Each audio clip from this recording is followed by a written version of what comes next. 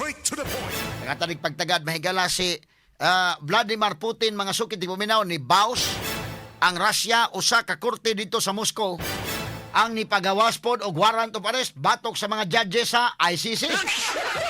Agita na ni katawa mga higala. Una-una sa Russia di mi under ninyo ha. Kamo hindi mo pandakpon. Agi katawa mga sukid di paminaw. Mao na ang pag-operate mga higala sa International Criminal Court. Depende na sa usa ka nasod nga mo submit ka sa jurisdiction. Mo didma ganin ang usa ka nasod mga higala, wa man po'y capacity ang ICC. Kay ang Russia wa man mo pamembro, hasta ganing Amerika mga kaigalaan, ganing Israel, wa may labot ninyo.